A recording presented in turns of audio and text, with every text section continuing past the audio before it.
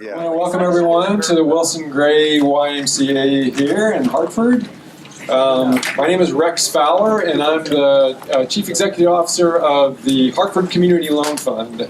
We're a community development financial institution based just down Garden Street, providing financing for a variety of purposes in the city, but especially for the purchase and rehab of property that needs a little extra love, we'll say.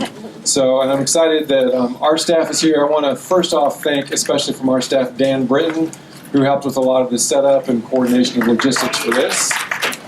Dan's in the back, eating some snacks. And I also want to thank sponsors. We got a number of organizations that pulled together and really help us pull off both this event, and I want to put in a plug also for, we had a rescheduled last night, part of our Butch Lewis Community Conversations series this year. We brought in Mrs. Shirley Sherrod, who's sitting here at the center of our panel. And Shirley, unfortunately, we had some flight problems getting her out of Georgia yesterday, so she wasn't able to make it in for originally scheduled time at the library last night, where she was going to be a feature presenter. But Shirley's graciously agreed, and we were able to get the library tonight. So if you're around at 6 o'clock tonight, Hartford Public Library, downtown at 500 Main Street. I had the blessing of getting to spend a couple hours last night with Shirley since I didn't have to take her to the library. We went up to Bears, had a little barbecue, and I drilled her with questions for a couple hours. And I tell you, she has got an amazing story to tell, some which you'll hear today in this panel discussion. But again, I would really encourage you to come to the library tonight if you're around the downtown area, and that's at 6 o'clock again. Refreshments at 5:30. So, and help yourself to refreshments back here. Thanks to a number of sponsors who helped us get not only Shirley here, but the members of our panel, who I'll introduce in just a minute. I'm just going to name off we have about 10 very gracious sponsors who've helped us put this together this year. The Cattell Center for Health, Equity, and Justice. Hartford Listens, which consists of consultant Richard Frieder, who is here somewhere. So Richard's been very instrumental in helping us organize these events this year, and this is actually our third year to do the Butch Lewis Community Conversation. So Richard's been instrumental in every year putting this together. SynCap Credit Union, which is our North End Credit Union, we're very excited about. Community Solutions, we've got a bunch of folks here from Community Solutions. Why don't you guys raise your hand? Yeah, Community Solutions in the house. Hartford History Center, that's the History Center that's in Hartford Public Library. United Bank Foundation. Key Bank is one of our sponsors. The Betty Knox Foundation, I know Frank Hageman, who's on the board, is here from the Betty Knox Foundation. Liberty Bank, also one of our sponsors. Yukon Humanities Institute, the YMCA, Wilson Gray YMCA specifically, and Community Partners in Action rounds out our sponsors. So again, a lot of thanks. If we can give a round of applause to our sponsors for this event, for the night. Very grateful for their support. All right, I'm going to introduce our panel and our moderator now, and I'm not going to, we could be here for an hour if I told you everything about all of these infamous folks, but I'm going to kind of condense it. On the far end, we have Tony Hernandez. Tony came down to us today from Boston, where he's the director of Dudley Neighbors Incorporated, which is a community land trust based in Roxbury. It's been there since the late 80s. And Tony is actually unique in that he's also been a resident of the Land Trust, I think for 18 years, is that right? So Tony can also speak from the standpoint of a resident of a land trust. Master's degree in architecture. He's very involved in community development and housing in the Roxbury community, so we're excited to have Tony with us today. Sitting next to Tony is probably needs no introduction, but Shirley Sherrod is a lifelong civil rights activist from Albany, Georgia. She served as Georgia's first African-American director of rural development for the United States Department of Agriculture. You may have heard about her in her time at USDA in 2010. She made a lot of national news. Was asked to resign from her position, and shortly thereafter, President Obama himself apologized and said, maybe you should have thought that one through a little bit more. That was in 2010. Shirley documents that incident in her autobiography, which is called The Courage to Hope. If you come to the library tonight, the Yukon Bookstore is going to be selling copies of Shirley's autobiography. I read it, and when I read it a few months ago, that's when I realized we've got to get Mrs. Sherrod here. That is a little blip on the radar. That incident she became famous for in 2010 is nothing compared to her life legacy of civil rights activism and all that she's done. She and her husband, Charles Sherrod, who's co-founder of the Student Nonviolent Coordinating Committee, or SNCC, helped start the original land trust model, which was called New Communities, in Georgia back in the late 60s, is that right? 69. So Shirley has a wealth of experience that she brings to the table. Sitting next to Shirley is John Davis. John is coming down to us today from Burlington, Vermont, and John is, when I asked a buddy of mine, when we were trying to put together this panel, I called a friend of mine who runs a land trust in Duluth, Minnesota, and he said, Rex, you've got the guru of the land trust movement in your backyard in Vermont. And he was talking about John Davis. And he said, you've got to absolutely have John Davis come down. So I called John, and John was gracious enough to agree to join us. And actually, John's the one who put us in contact with Tony. But I really think having Shirley's here is what brought both of them here. It wasn't so much my request. I think they just wanted to sit next to Shirley on the panel.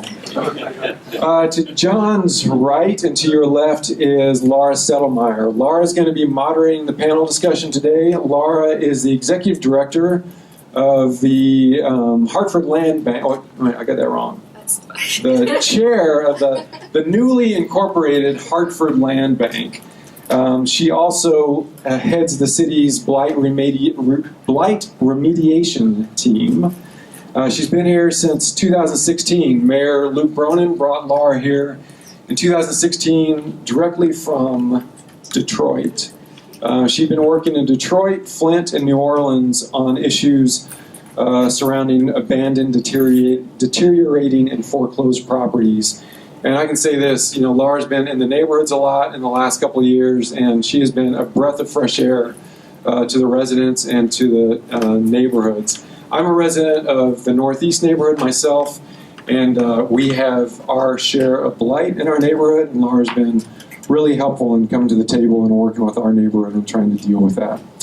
So I'm going to turn it over to Laura. A few logistics. The restrooms you probably saw are out there to the left on this floor. What else? We're going to try to... Laura's going to kind of defer to the panelists initially, then she's going to engage in some questions, and at the end of that time, we're going to open it up to questions from the audience. So if you think of something, a question that's prompted by the discussions with the panel, jot it down, keep it in your mind, and then the last 20 or 25 minutes, we'll open it up to the folks here. Again, thanks again for coming. We're really excited to kind of start this discussion about land trust in the city of Hartford, and with that, I'll turn it over to Laura.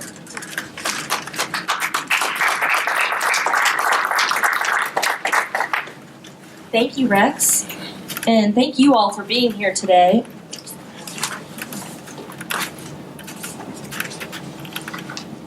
So, as Rex mentioned, we're going to hear a little bit from each of the panelists. We're also going to talk a little bit about what exactly is a land trust. What is it that we're talking about here today? And then I have a couple of questions for the panelists, and then we'll turn it over to you all, and we'll have about 20-25 minutes for audience questions. So with that, I'm going to turn it over to John Davis to kick it off and tell us what exactly is a land trust. There were some sheets in the back of the room when you came in that had some basic information. And I think the difficult word in that sentence is exactly. Exactly. Because there is no exact community land trust. There are something like 280 community land trusts in the United States now. There are almost 150 in England, 3 in Belgium, several in Australia, increasing interest in Latin America and in France and in Spain. All of those CLTs sprang from a single seed that was planted by Shirley Sherrod, Reverend Charles Sherrod, and other civil rights activists in Southwest Georgia in 1969.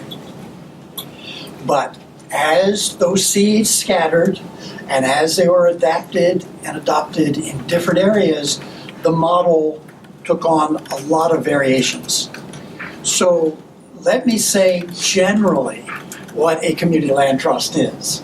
What most community land trusts would agree, yes, that's what we are. There are 10 characteristics that are on one of those sheets. I'm going to try to get it down to 3. A community land trust is community-led development of permanently affordable home ownership on community-owned land. Each one of those terms, let me kind of take them and just say a couple words. Community-owned land. A nonprofit organization owns the land and sells off any of the structural improvements on that land. One owner of the land, another owner of something else built on or done to the land. It's a mixed ownership model. But the land is held by a community-controlled organization. Community ownership of land. Community-led development. The people who live within the service area, the community, the geographically defined community for a community land trust, decide what's going to happen on that land that this nonprofit holds. The people in that community are able to use the platform of community-owned land for equitable development, to make sure that people who live in that community are not pushed out, priced out, neglected as development happens. And it's not only about the community shaping the trajectory of development, but holding the nonprofit landowner accountable as well. And finally, I said permanently affordable home ownership. Most community land trusts in the United States do indeed do home ownership on their land for people who would otherwise be priced out of the market. Permanently affordable because even though an individual family holds that home, when the home resells, it's going to be purchased back by the nonprofit landowner at a below market price and then resold to the next low moderate income household, trying to get into the same good deal. But that's where the exact ends, because many CLTs do more with their housing than just home ownership. Any kind of housing, any kind of manufactured housing, but also commercial development, residential development, urban agriculture. So anything you can do on land, anything you can do with land, a community land trust somewhere is doing it. But in every case, the ownership of the buildings, the other uses on the land are structured in such a way that it remains affordable, accessible for the people who live in that community. And it's not only permanent affordability, it's stewardship. Because the nonprofit is not only concerned about maintaining the affordability of the buildings, but also the structural condition of the buildings. And also standing behind the security of tenure of the homeowners or the renters or the co-op members who are in the housing on their land. So it's about the money, permanently affordable. It's about the building, keep it in good repair, prevent deferred maintenance. It's about the people, security. We stand behind the deal. So when the bank comes knocking at the door and says, you know, you failed to make your payments, we're going to have to foreclose on you, there's another entity standing behind the deal to see that that doesn't happen, to try to work it out in anticipation of that. So we talk about stewardship in the CLT world as having 3 faces. It's affordability, it's condition, it's security. not just about resale restricted, taking care of the price.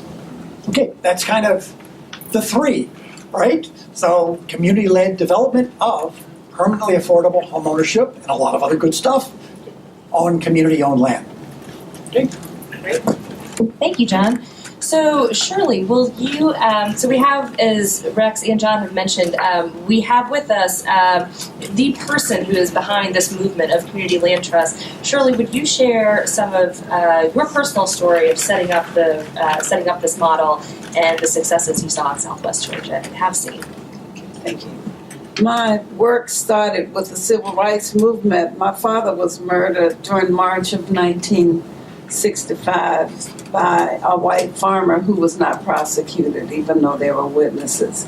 So I made a commitment on the night of his death that I would not leave the South. I had this crazy idea that people who lived in the North were free. And we were not. So my goal was to live my life in the North. But I made a commitment. I decided to give that up on the night of my father's death, to stay in the South and work for change. So that meant getting really involved in the civil rights movement in my county and throughout Southwest Georgia. One of the things that was happening, we would have families come into a mass meeting, and we had them every week, sometimes more than one in a week. But they would come to the mass meeting because they'd been kicked off the land they were living on. The male was farming, but once their children participated in the movement or tried to integrate a school, then they had to go. And that was happening often enough that we realized we needed to develop a solution. So during June 23rd to July 7th, 1968, 7 individuals, actually 8 went, because one man took his wife along with him, traveled to Israel. And I'd just like to share with you the summary real quick of that report.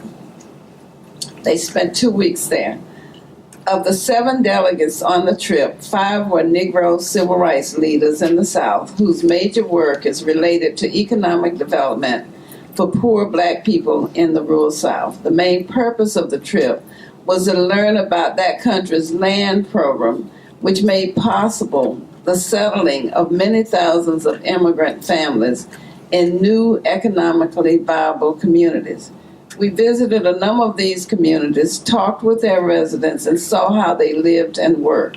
We also met with a number of Israel's officials, both government, non-government, to learn about their policies and programs. We learned about agricultural, food processing, and other industrial programs for rural people. We concluded that basic to large-scale economic and political growth and security for black people in the South is a system of land ownership that prevents foreclosure and loss of land, which has been the Achilles heel of some Southern black people through the years.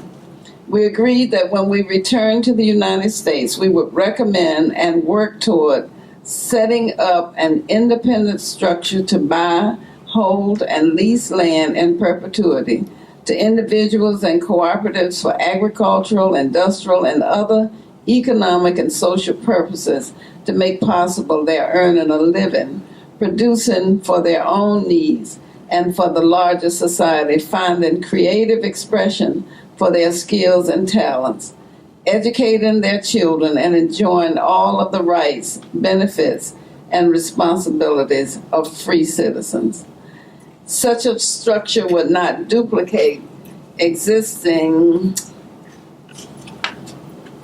services of private and government agencies, but would tap them for maximum benefit to the settlers who would practice the governing of their own lives.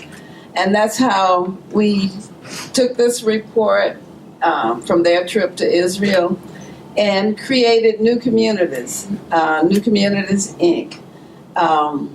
We immediately got our hands on 6,000 acres of land. Now, we didn't own it outright. We put an option on it because we had been promised not only a planning grant from OEO. I have to say what that is these days because tell my age when I say OEO, and a lot of younger people in the audience don't know. The Office of Economic Opportunity. We did get that planning grant, but it was given to us directly from Washington. It didn't go through the state's process. And that made so many white people in the state of Georgia angry. The opposition was fierce. They would shoot at our buildings with us in them, and lots of things happened to us. So that once that major plan, it called for 3 villages, and I said to Rex last night, I said, that was the size of the state of Rhode Island. That's how much land we had. But the opposition was so fierce that Lester Maddox, and I'm sure some of the older people in the audience will remember the axe handling governor. He became governor of the state of Georgia, blocked all federal money coming into the state to our project. So we ended up farming. We couldn't build it had called for 3 villages. We couldn't build houses. We did manage to get refinanced to hold on to the land. But that was a major, major undertaking because even with farming, we were paying for fertilizer, but at that time we were using liquid fertilizer. They would dilute it and we wouldn't know until the crop was up. That, so you get corn, some of it this high, some that high, all over the field, and it was what they did to the fertilizer that you purchased. So.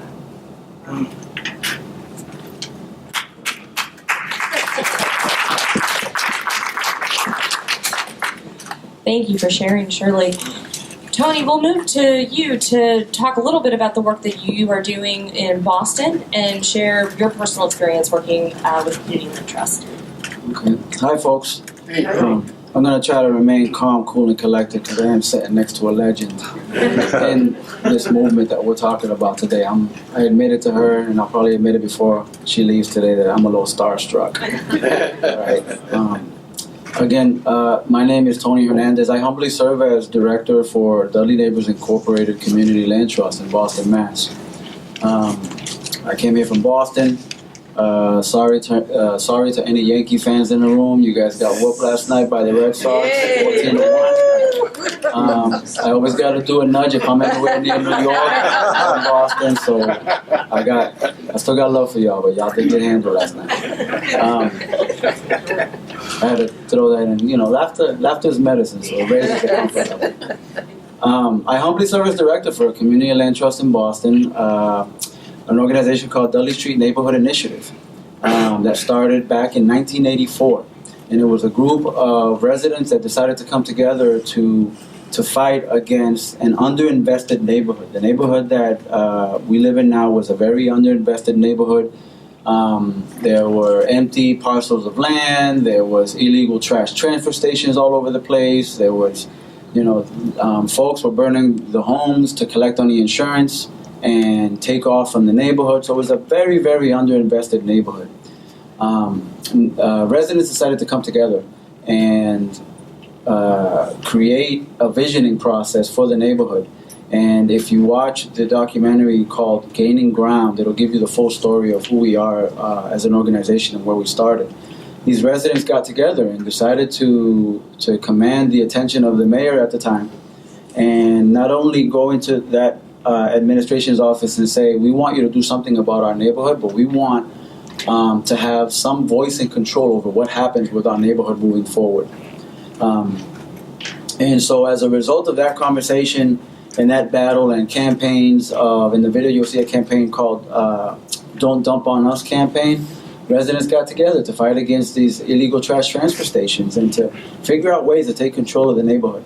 So as a result of that visioning process and fighting with the administration at the time to figure out what they would do about it, the organization was granted eminent domain over 1,300 to 1,500 empty parcels of land in what today we call the Dudley Village campus. So at the time, it was an incredible victory. Awesome. We got 1,300 to 1,500 empty parcels of land. In the same tone, folks were going, oh heck, what the heck are we going to do with 1,300 to 1,500 empty parcels of land? And so DS&I started in 1984. In 1989, they created Dudley Neighbors Incorporated, the Community Land Trust. And the Land Trust, it was made up pretty much of everything that John Davis described to be a community land trust. We managed that portfolio. They brought in folks who knew how to talk with architects, engineers, developers, contractors, and figure out what to do with these empty parcels of land. And so the visioning process that the community came up with was that they wanted to build low to moderate income affordable housing. One of our mission as an organization, and ones that we practice even 30 years later, is that we create development without displacement. So folks that were in the neighborhood, the intent was to give them a place to be, not to push them out because of gentrification creeping its way in or speculation creeping its way into the neighborhood. And so fast forwarding, 30 years later, the Community Land Trust that I humbly manage in Boston covers about 32 acres of land over a 2.5-mile radius of the site that we're at. We have 226 units of affordable living on the land trust. 96 of those are single-family homes. We have a 10,000 square foot greenhouse. We have a 1.5 acre farm. We have 2 or 3 other farms coming online. We have commercial properties. We have community gardens. We have playgrounds. And that has all been an endeavor that has been led by a community-led process over the past 30 years. And so my charge today is to manage that portfolio, as well as not only provide the stewardship for it along with my team, but to grow it and find opportunities to make sure that we can get this land under the protective bubble that I call the land trust, so that there's always a community voice and a community presence at the table for anything that has to do with development in our neighborhood. And so that's how we've been able to do it over a period of time. And I'm sure we can, talk about more bits and pieces. I told folks that an hour and a half was not going to be enough to cover the coolness of a community land trust, but we're going to try to give you as much as we can. Thank you, Tony. And John, we'll come back to you. You did a great job of explaining what is generally a community land trust. Would you share with us some of your stories and experiences working in Vermont? Sure. I came to Vermont soon after we elected in Burlington an unusual fellow named Bernie Sanders as our mayor in 1981. And when the Sanders administration came into office in 1981, they were worried about several things. One, an expanding downtown that was putting pressure on the low-income neighborhood right next to the downtown. We were worried about the fact that we were losing a lot of our older housing. We had some of the oldest housing stock in the country. So how do we rehab those buildings? A lot of it old mill housing, from the turn of the century. We were worried about the fact that the University of Vermont, which is located in Burlington, was not housing many of its students. So they were in the neighborhoods out competing the families for the housing that was available. They could pay more, right? So low-income families, working-class families were being pushed to the side. The other worry, of course, was that in 1981, when Bernie was elected mayor, was the same year that Ronald Reagan was elected president. And the first thing the Reagan administration started doing was cutting every program for community development, housing revitalization they could get their hands on, right? So as a new administration, we worried about, okay, we've got a dwindling supply of money coming from the feds. We've only got so many dollars that we can put into affordable housing. What do we do with that? How do we act as good stewards of the public wealth? Interestingly enough, that was a pretty easy sell with the city council, because that played right into kind of New England Yankee frugality. You pay for things once. You don't pay for the same thing again and again. So if you're going to put scarce public dollars into housing, community development, let's lock those dollars into that investment so that it stays in the community and it's not pocketed by landlords or investors and doesn't walk, right? So that was a place where a new progressive administration and more conservative members of the city council actually saw eye to eye. So with a grant from the city of Burlington, a seed grant, the Burlington Community Land Trust was created. It took a few years before Bernie had enough sway and political ability to, convince other members of the city council to go forward with this. So about 1984, the city government seeded the Burlington Community Land Trust, and at the same time enacted a new policy for all public investment. We said, as a city, that we would no longer invest any of our public dollars in anything unless it remained permanently affordable. No more housing rehab, no more housing development, no more down payment assistance unless it went into housing that remained affordable forever. We started out with the Burlington Community Land Trust thinking we were going to serve the missing middle.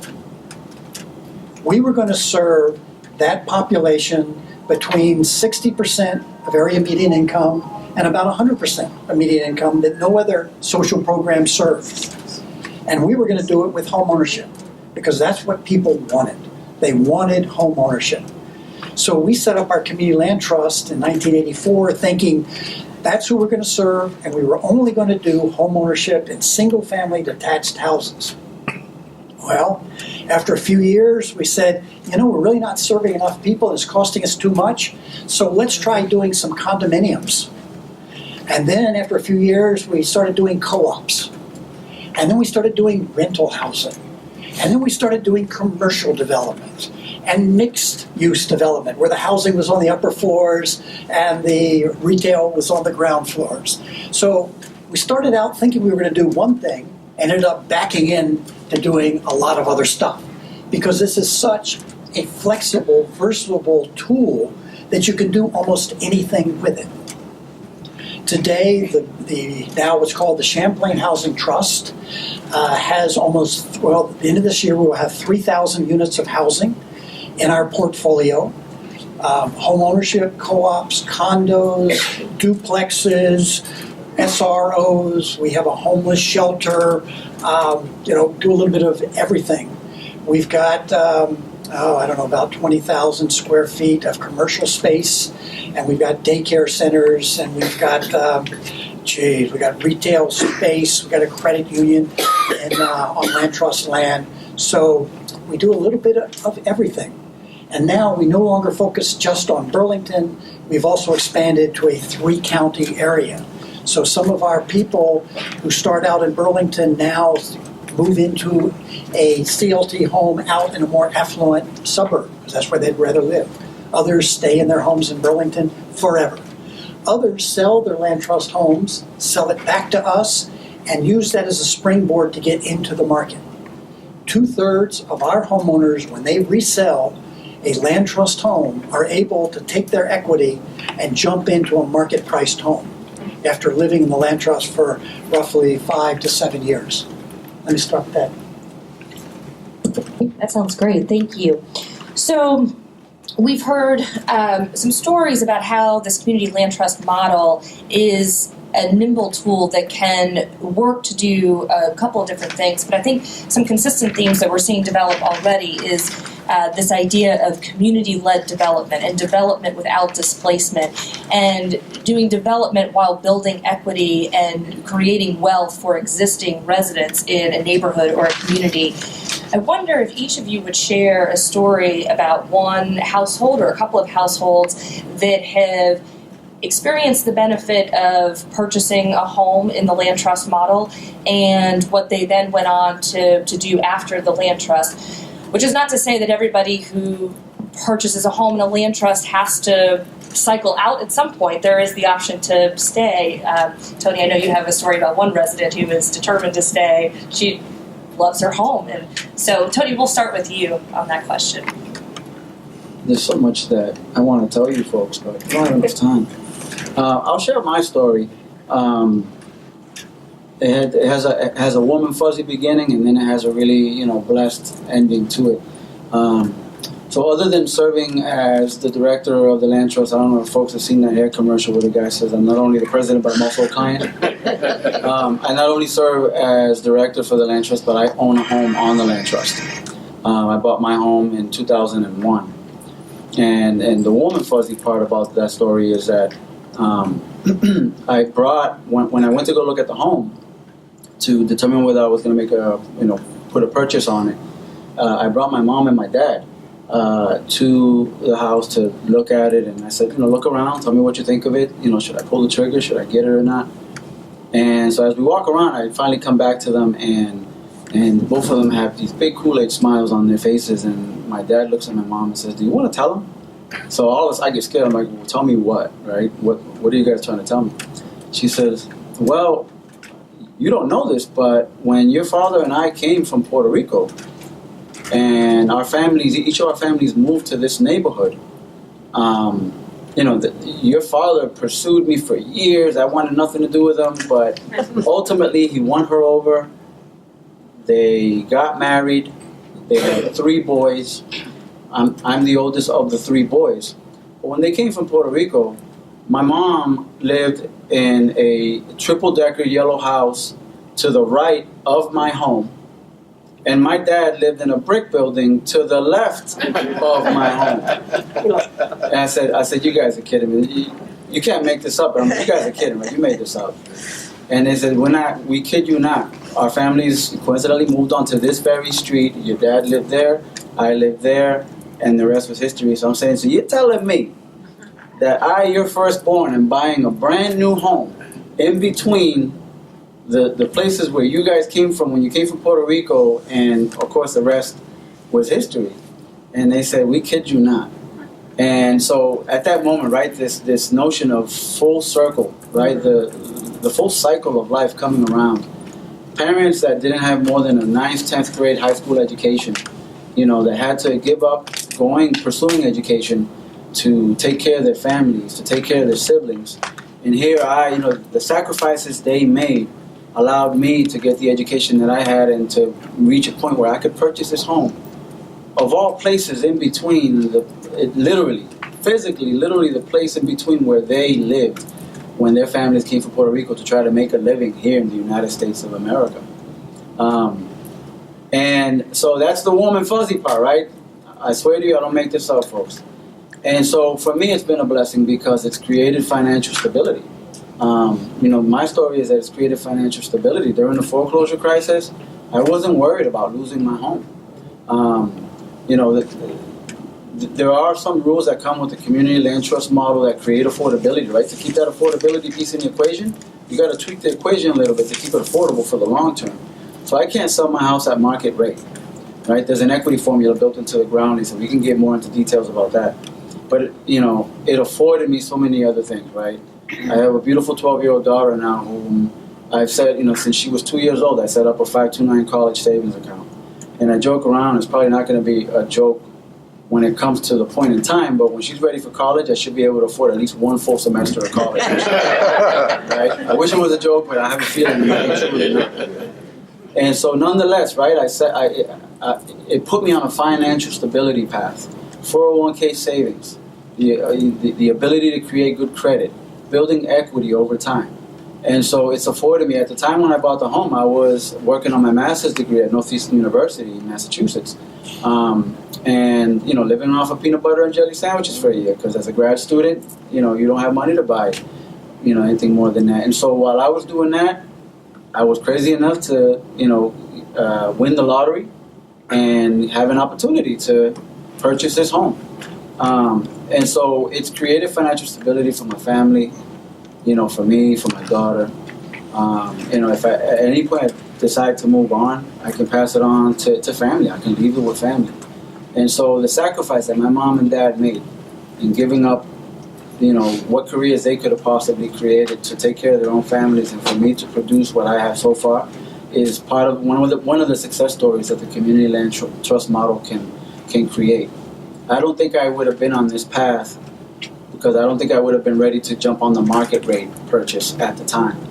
The community land trust model allows you to just buy the home while an organization owns the land that the home sits on. And what marries the two is a covenant called the ground lease. And we can get into more details about that. But that opportunity was afforded me, and so, right, I drank the Kool-Aid 18 years ago, and here I am serving as director for a community land trust. Because I believe in it. I believe in it, and so on occasion I'll take off my director's cap and put on my homeowner's cap and say, no, this ain't rocket science. It can be done.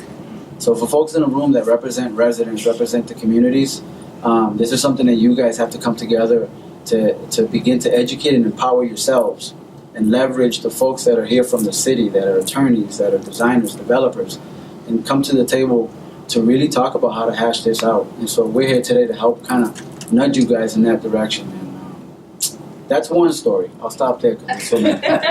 And Shirley, you've helped so many farmers and families throughout your career. Yes, with us, we're in the rural area of Georgia. I bet if I asked something about Georgia, most of you would hold up your hand for Atlanta, but that's the other Georgia. Real Georgia's out there in the rural areas of the state, and so our story had a terrible ending in 1985, but a rebirth in 2009. We lost all of the 6,000 acres of land, mainly due to discrimination by USDA. In fact, they took our land that was worth, and our assets that were worth about $4.5 million, and sold them to a rich guy out of Atlanta for $1 million, and then turned around 3 weeks later and let him borrow $950,000 of that. And he how much were wasn't you short? even eligible. And how much were you short? $950,000 would have set us really in Right. good shape, and they refused to offer the service and options to us that should have been available to us at the time. The new owner came in and took a bulldozer, and just dug holes and pushed all of our buildings over in them to get rid of every trace of us. So we, so 1985, we were out of there. But there's something called the Pickford case with USDA. It's the Black Farmers Lawsuit. Now, by that time, 1997, 99, I was busy working and helping farmers throughout the South with the Federation of Southern Cooperatives, and black land loss was a major issue for us. I was so busy helping other farmers in Texas and Alabama, Georgia, to make sure they filed their claim that I almost forgot about our loss. This was 1999. You had 6 months to file. I was driving from Alabama one night, thinking about the day's work with farmers over there, and the light bulb went off. Oh my goodness, we were farming in 1981. We could file a claim in the Pickford case. So we had lost a lot of our records because when we had to hastily move from the land, we stored them in a building near the Flint River. Of course, there was a major flood in 1994. Everything we had there was lost. So my husband spent days and weeks in the courthouse in Lee County, Georgia, looking through those, gosh, I almost said what the record was. But anyway, what we found is that USDA was giving loans to people like the Mellons, who own a 25,000 acre plantation, the Olin. I'm talking about these big families that own all these plantations down there, while they were denying those same loans to us. So we stated our case and our claim. And if it could go wrong for anybody, it would always go wrong for us. It took 10 years to get justice in this situation. Just to give an example of some of the stuff that was done to us, the lawyer who was working for the U.S. Department of Justice, the United States Department of Justice, she was so incompetent. And our lawyer just kept commenting on it. We didn't know until 2 years after our hearing. She wasn't even a lawyer. She had moved on to California. Someone there saw how incompetent she was, and finally a background check was done. And she had been working for the Department of Justice and wasn't even a lawyer. That's just one of the things. But it took 10 years to get justice. And on the night, we filed our claim in 1999. The night of July 8th, 2009, we received a call from our lawyer saying we had won. And I asked her, she asked me, do you want to guess how much? I said, is it at least $1 million? She said, no, it's 12. So we've been able to continue with the dream. We have more land now. We even bought, we didn't know that it was a slave-owning plantation. But this is how good God is. Yes. Amen. The previous owner was a rich man. And he, to give an example, that antebellum home on the property, he spent $3 million just restoring it. There's an 85-acre lake. He built some cabins on the lake, did lots of other improvements to the place, but he developed ALS and died in 2008. We learned about our award in 2009. We actually got the money in 2010.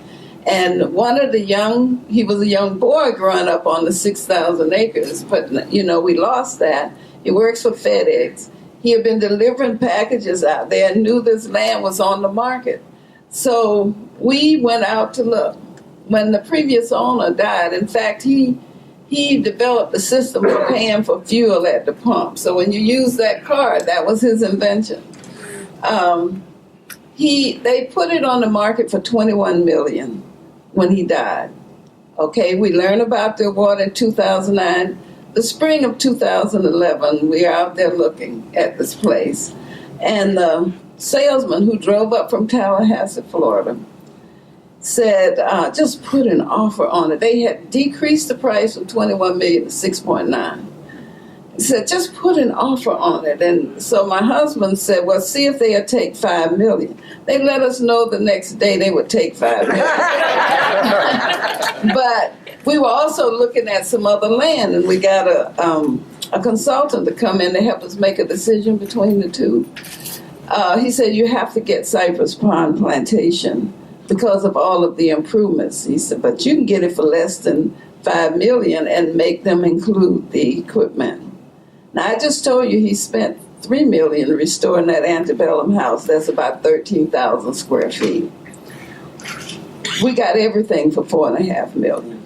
We tried it. We have a major master plan. We do lots of training out there with younger farmers in the area.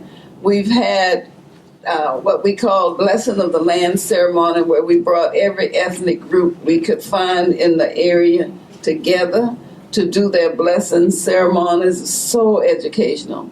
In fact, the Lower Creek Indian chief suggested that we should bless each area, because in the planning we came up with the wooded area to preserve, the farming area, and the area around that house called preserve farm culture. So she said you got to bless every area. So it's been so educational. People want us to have that transition into cultural festival. I could tell you so much. So I don't want to talk too much. Well, and I think we want to hear from you. And that's just what I was going to say too. I'm not going to tell a long story because I couldn't top either one of those. But I will tell you, if you haven't already seen Arc of Justice, it does tell the story in a shorter form and a pretty powerful form about the loss of the land and the rebirth of new communities. And the reason a group of us were so interested in getting this on film, and it's only 22 minutes long, because we wanted it to be used as an organizing tool, a way to, educate and empower and motivate folks. But we were so keen because this new generation of CLT activists who are coming in know a lot about development. They know more about than I knew when I got into this. They know a lot about the law. They know a lot about zoning. But sometimes they forget where it came from. And they forget the values and the history of struggle that gave birth to this model. It didn't happen in an academic setting. It happened in the middle of struggle. And we wanted this new generation to know, what is the C in CLT, and what are the values, and who are the pioneers whose shoulders we stand on, because we have to acknowledge that we owe a debt to those people who did it first. So if you haven't seen Arc of Justice, I recommend it. It's great. Okay, so with that, do we have any questions from the audience? I have one. Yes. First of all, I want to thank you all for being here. I was 11 years as a commissioner in Hartford Housing Authority. Born and raised here in the city.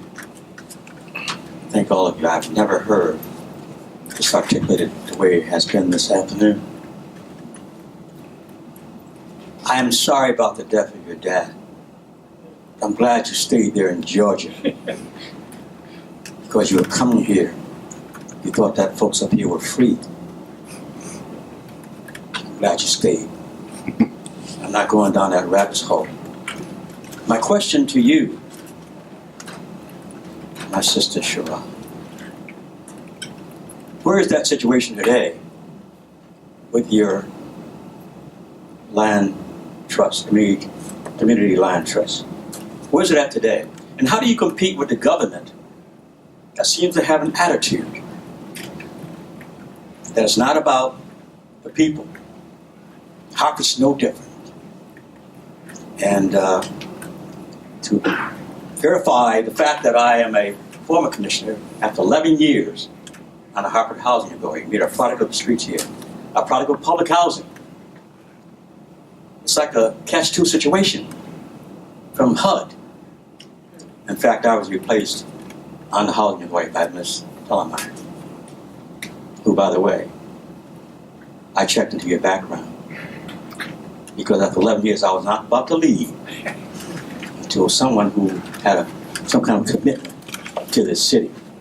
I said something earlier, you Mr. Noreen, something similar to what you're talking about is down at Sheldon Owen because of an activist whose name is Bernadine Silvers.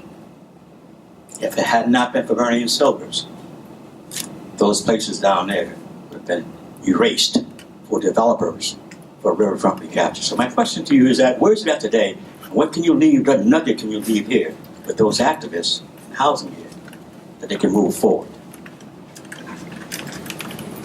So, New Communities bought this former, what was a plantation.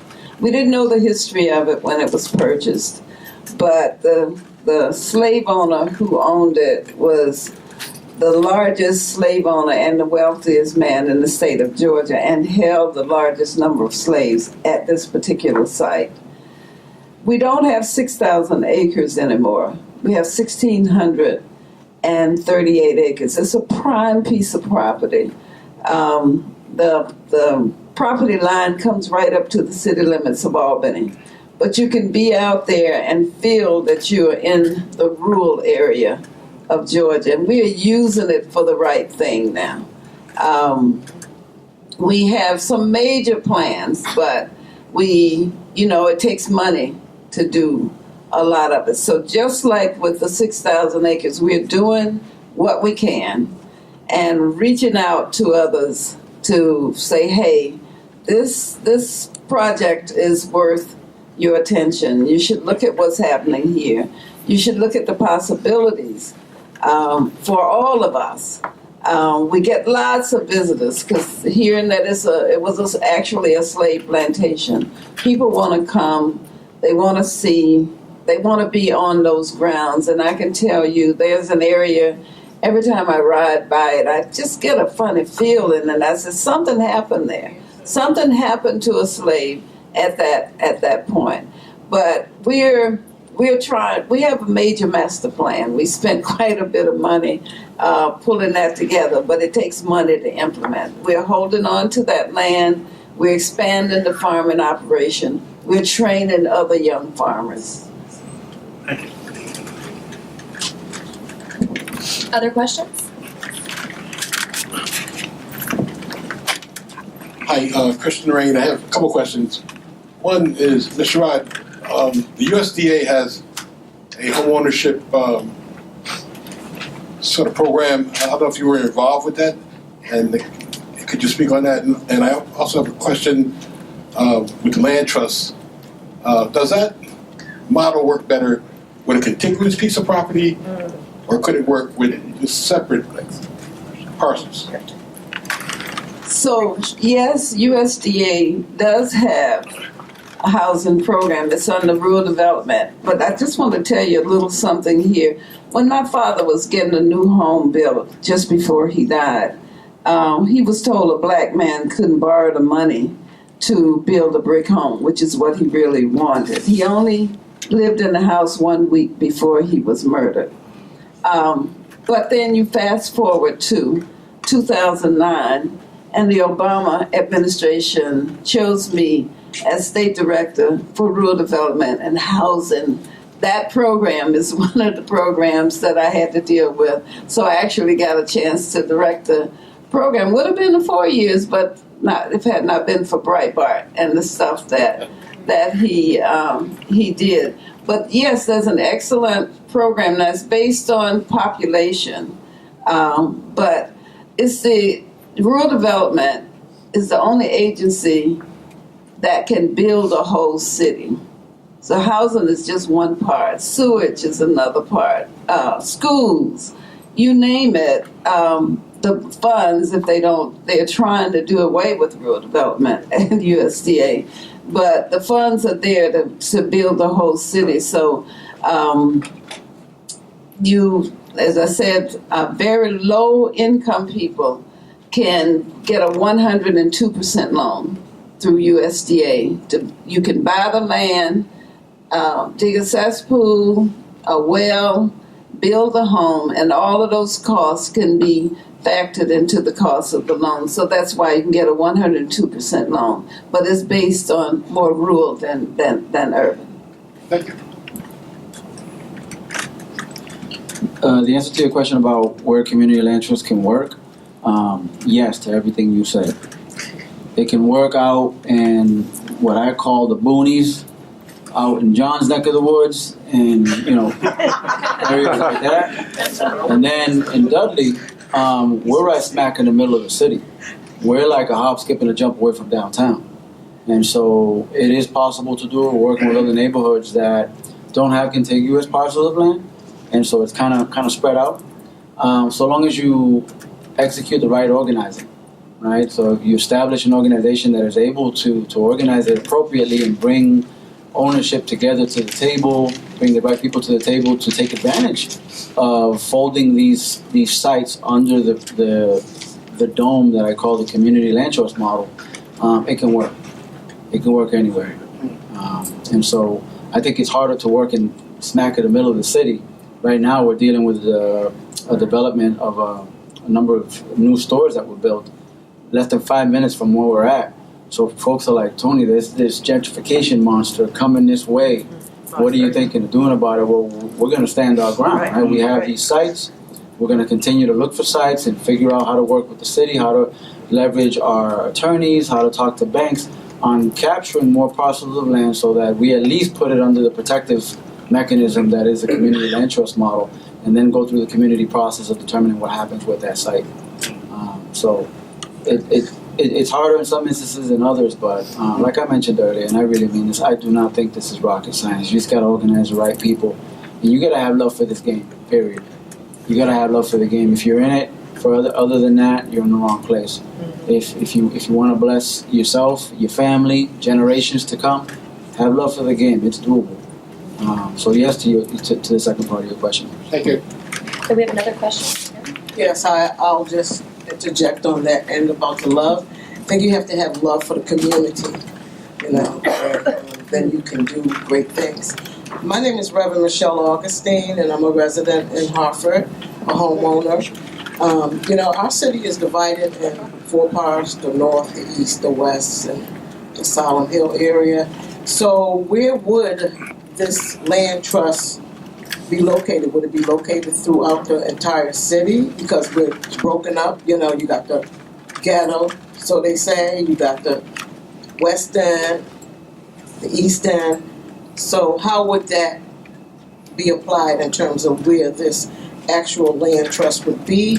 Because we already have a lot of these HUD programs, housing, and, first time buyer, all kinds of different programs that been here, but still people of color are misplaced. They don't have decent housing here. That's been an issue since I've been an adult, okay? And that wasn't just yesterday. And so I'm concerned because this is my community. I was born and raised here. And it's really sad when I come out my house and see what's going on, because people kind of almost lost hope because they don't have a decent place to stay or a decent job, good food. So what I'm hearing is that this is something kind of like eternity. It's permanent. It can't change. And we are going to get the right people that are going to be truly invested in Hartford. So I'm going to take the question just on the Hartford piece, and then I'll turn it over to the panel to talk a little bit more about that. Are we talking about a permanent thing, and to get into the details of the tool? So with respect to Hartford, just wanted to clarify a couple of points. So as Rex mentioned, I'm the chairperson in my capacity as Director of Blight Remediation of this new Hartford Land Bank that we have created. The land bank is not a community land trust. The land bank is a public entity that is designed to devise strategies and target blighted, vacant, abandoned, foreclosed properties and get them back into productive use. The reason we're having this conversation about community land trusts is that one of the commitments that I've made to the City of Hartford, and I keep making to the City of Hartford, is that when we talk about blight remediation, we're not simply talking about blight elimination. We're not simply talking about tearing down a building or slapping up plywood on a building and mothballing it long term. We want to address kind of the full cycle of what's the cause. Was there a foreclosure? Why was there a foreclosure?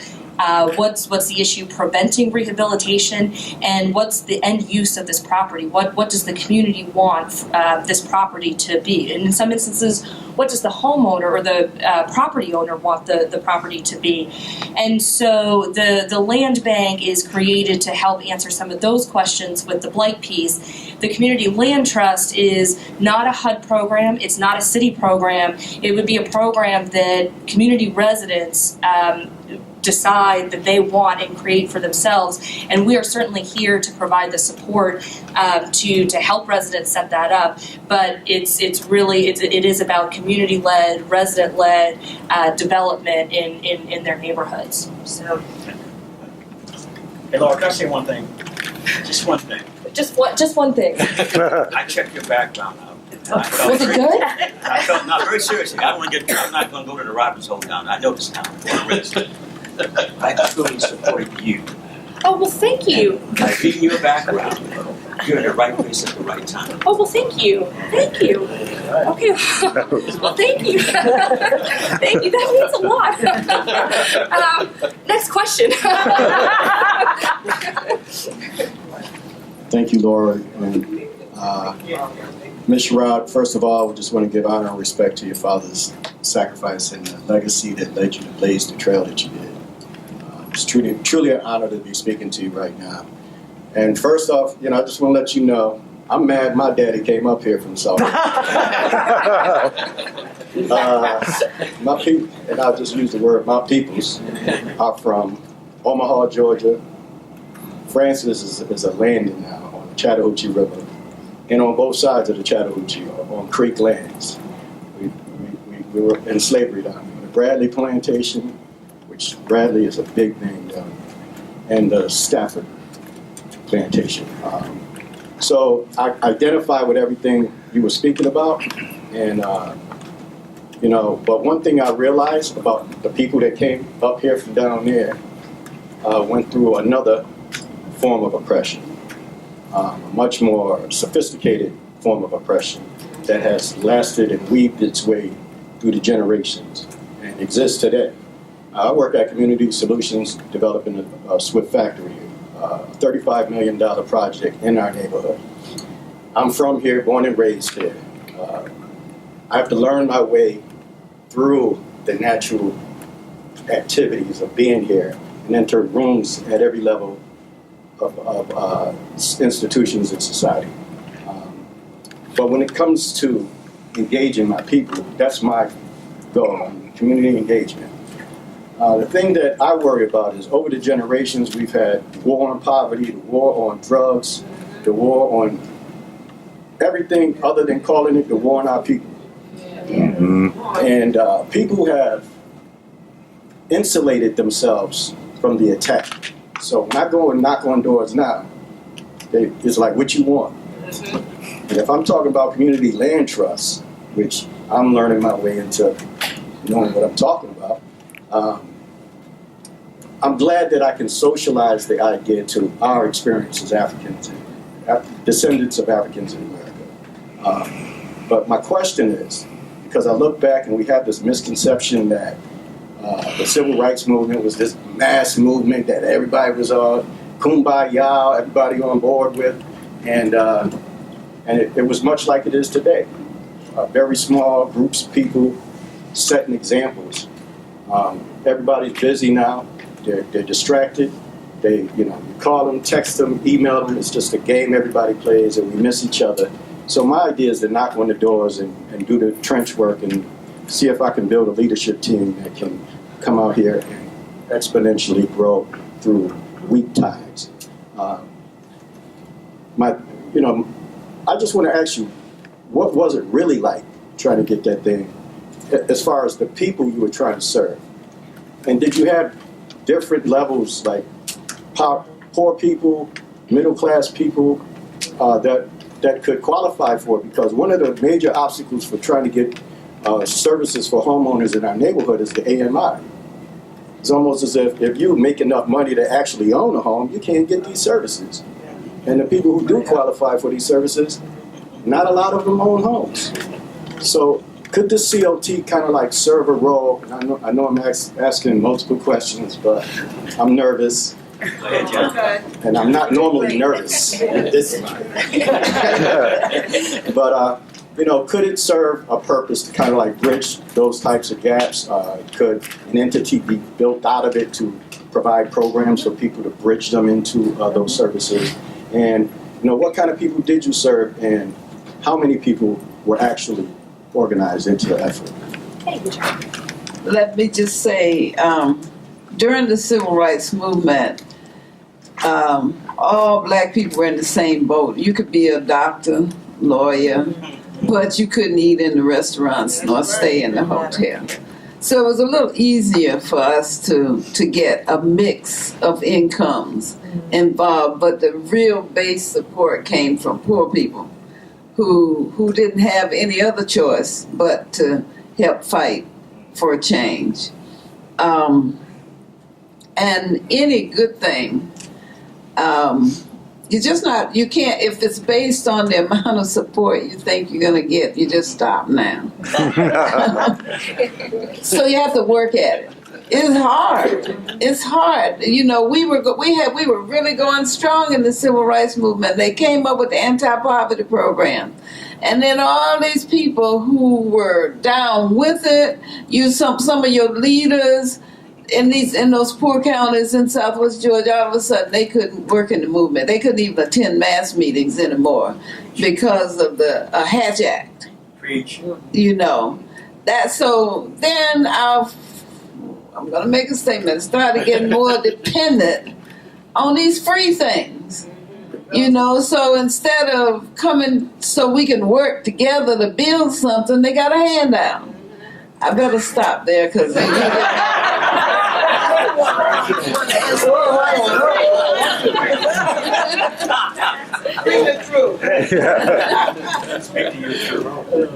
he asked the question of what was the rest of it?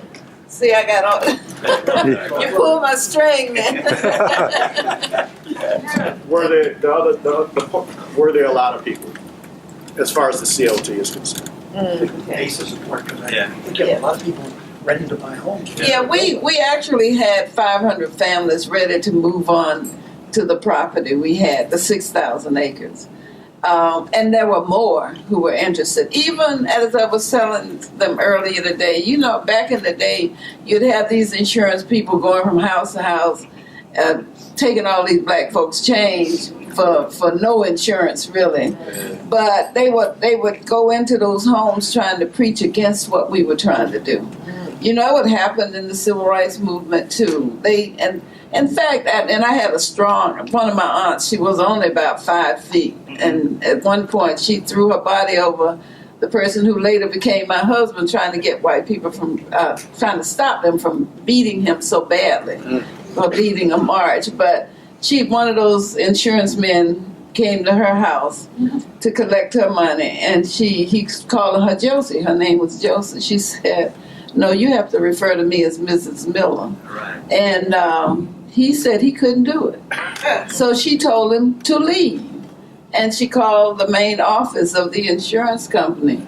You know, the next time he came, it was Mrs. Miller every other word. But they were doing their job trying to keep our people from participating. So it was hidden in every kind of way. And you know, it doesn't take much for us. You know, you could stop us, just like they did with the free cheese and all that kind of stuff. You know, all of a sudden our people couldn't. They were producing their own food and living off the land, and all of a sudden can't do that anymore. Now I'm so impressed with these folks in the city, growing all this great food. That's right. You know, I just think it's admirable. We need some of those skills out on the, you know, on the land, because we still have a lot of land owned by black people. You know, it's in different states because you have air property and then, well, don't let me get. But anyway, yes. Well, and in the cities, remember we had, before the Great Recession, we had a lot of property in cities owned by people of color. And who were the people who were hit the hardest in the foreclosure prices? It was people of color. So we spent all this time and we made all these promises helping to boost people into home ownership who had traditionally been excluded from the market, and they were the first people to lose their homes and to lose their land. So there was then a new revisiting of community land trust at that point, where people had been saying, oh, well, community land trusts are only for hot markets to protect affordability. But we were able to demonstrate that CLTs are also for cold markets, declining markets, meltdown markets, because it was a safety net protecting people's property. They didn't own the land, but they owned their houses. And there was somebody standing behind them to make sure that their property didn't get lost. And the rate of foreclosure in the CLT world during the Great Recession was minuscule. It was 1/10 what was happening throughout the country in market rate homeownership programs. So, you know, it's both how do you help low-income people and people of color get property, but also how do we make sure they don't lose it when times are bad? So we have time for one more question. Actually, I'm going to go to Suzanne. Laura, based on your knowledge and the panel, it's been a fantastic conversation. How could this work in Hartford, and what would be the challenges that you think would have to be overcome that work here? And I think it's an exciting prospect. So, John, let's start with you. Let's start with Tony, because he was there from the beginning in a difficult city. So I'm glad you asked that, because I want to tie it with the sister. You said you were a pastor? Yes. God bless you, sister. God bless, Pastor.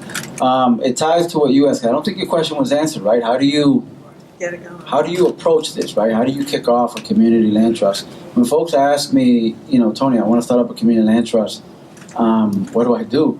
There are a number of pieces that have to happen. I'll start off by saying that this isn't checkers, this is chess we're playing, right? You got to strategize.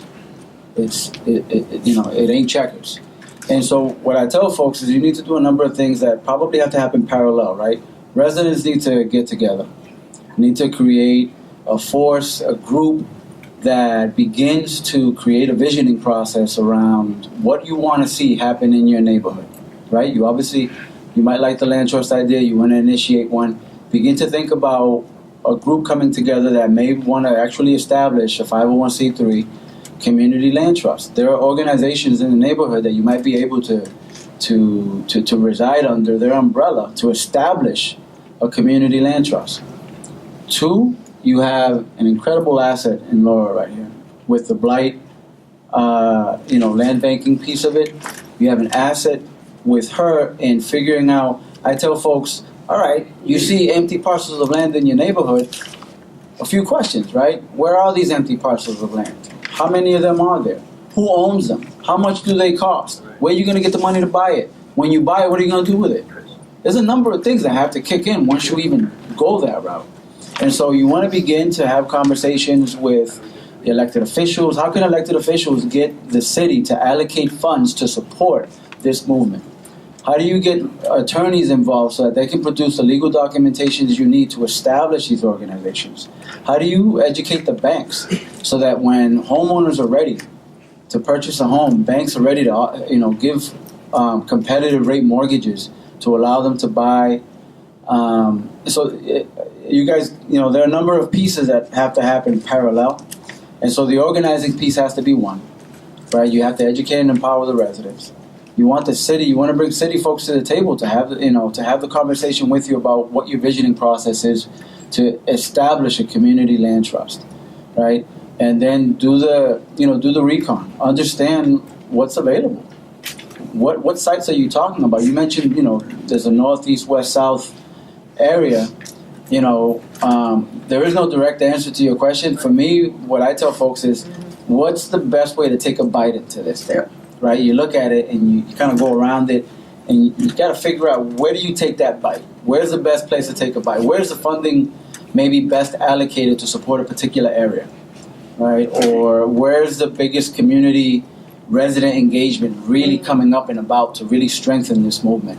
So there are a number of ways that you can come at it, but having that conversation is the first piece, is working with all these folks that I just mentioned, and leveraging, it sounds like you come in at a good time, Laura, based on what the brother is saying. So I would leverage that, and the time is now, it appears.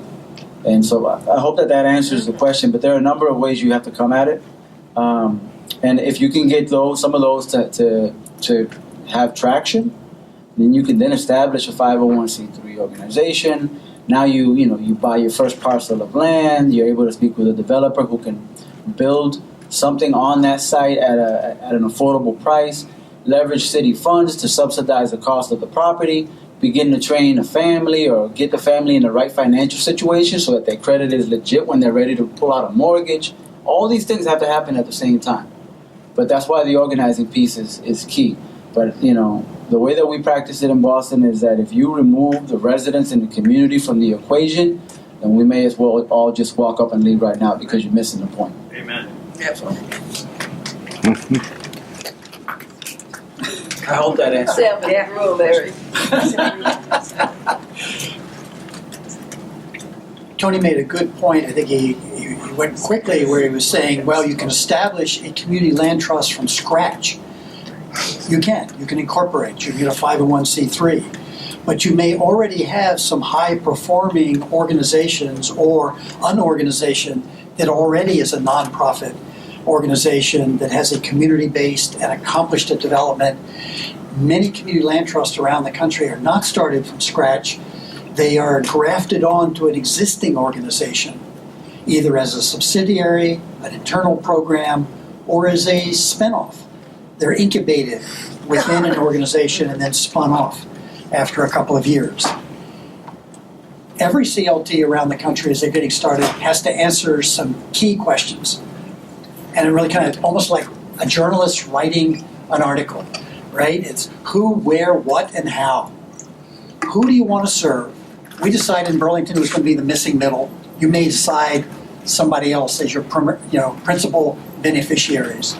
You've got to decide, where is your community? How big a service area?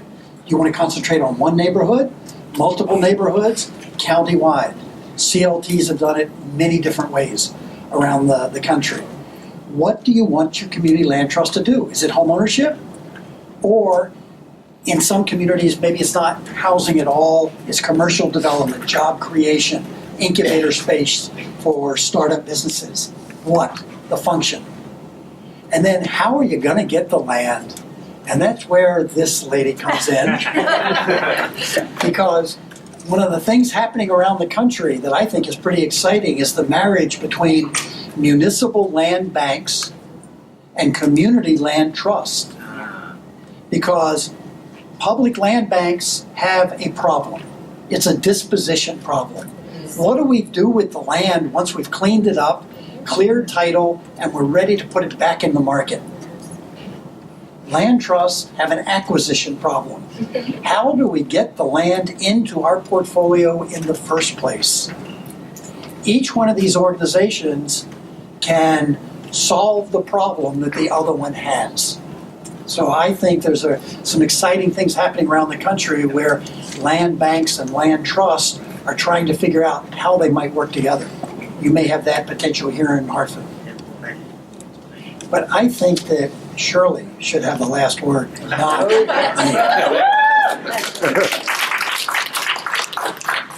As I said earlier, I am so impressed with what's happening in the cities. I've spent all my life in the rural areas of the South working, but to see the farming that goes on in these cities, I need some of that expertise down there on the land we have. But to see what you're doing, I know that I've seen, I saw the Dudley Street and film and was impressed. And we had Gus Newport on our board for a while, and he helped with the Dudley Street project. But y'all can do it. You can do it. Your people live close enough together that you don't have to ride miles from one house to the next as you're doing the organizing. I'm just impressed, and I say go do it.